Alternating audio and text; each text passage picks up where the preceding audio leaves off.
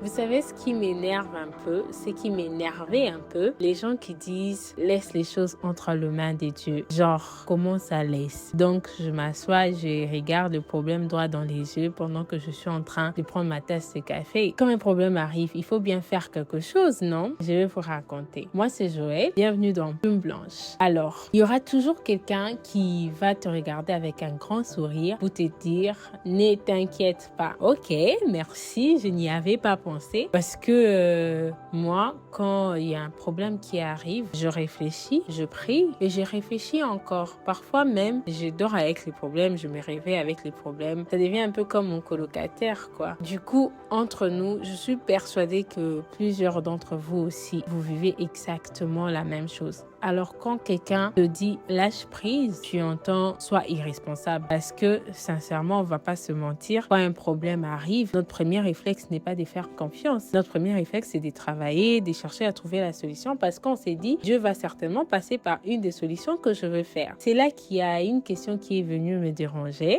une question toute simple. Qu'est-ce que toutes tes inquiétudes ont déjà réussi à ajouter dans ta vie? J'ai réfléchi longtemps et sincèrement, est-ce que ça m'a apporté de la paix? Non. Est-ce que ça m'a apporté du sommeil? Encore moins. En fait, l'inquiétude, ça nous donne juste l'impression d'agir alors qu'on est en train de s'épuiser. Ça nous donne cette impression d'être utile, mais sincèrement, on s'épuise nous-mêmes à l'intérieur. Et il y a quelques jours, je suis tombée sur quelque chose, mon journal. Le journal que j'ai tenu en 2022. Je vais lire pour vous ce que j'étais en train d'écrire. Et ce que j'étais en train d'écrire ces jours-là, je me rends compte que cette Joël-là, elle était juste épuisée. Voici ce qu'elle a écrit en 2022. Je me suis battue seule assez longtemps. Je n'ai pas à me battre seule face à tout ce qui me font face. Je me suis débattue seule longtemps, cherchant ça et là les solutions à mon niveau de tout mon possible. Je me suis inquiétée, j'ai pleuré, j'ai déprimé, j'ai perdu la force. Je suis restée figée à ces problèmes sans avancer dans d'autres domaines parce que je voulais tout contrôler, gérer, oubliant qu'en tant qu'enfant des dieux, je ne suis pas censée tout gérer toute seule. En fait, quand je lis ces paroles, je pense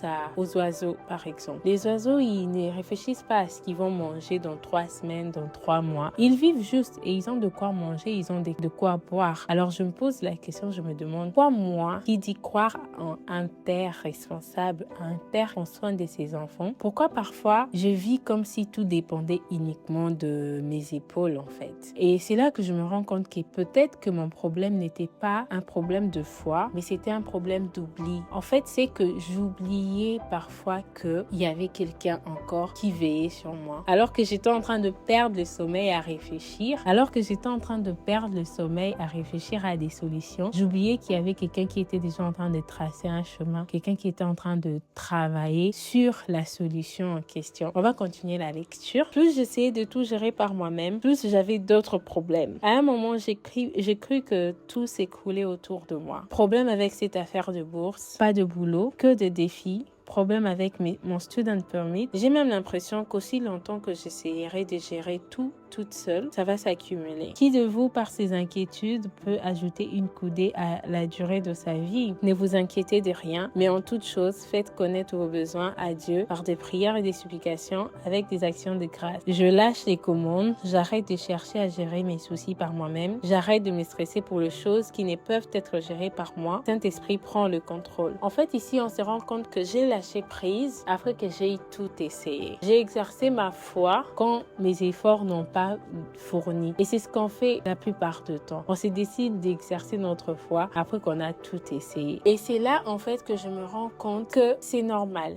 Vous n'êtes pas seul à penser que, voilà, on est irresponsable si on n'agit pas. On devrait juste peut-être changer notre façon de prier quand on est face à un problème. Au lieu de, premièrement, demander, Seigneur, règle ces problèmes, on devrait peut-être commencer par prier. Seigneur, donne-moi la force de ne pas oublier que tu es avec moi. Donne-moi la force de ne pas oublier dans ce que je suis en train de faire, tu es là. C'est comme ça que tu auras la facilité de faire ta part et de savoir qu'il y a quelqu'un d'autre aussi qui est en train de faire sa part. Alors, je vous dis merci d'avoir suivi cet épisode avec moi. Moi, quand j'ai fermé ce carnet, j'ai compris que cette Joël n'avait pas encore compris. Elle pensait qu'elle elle devait gérer tout par elle-même. Alors, j'attends vos commentaires. Dites-moi, racontez-moi, quelles sont vos astuces que vous faites pour garder la foi? Quelles sont vos astuces?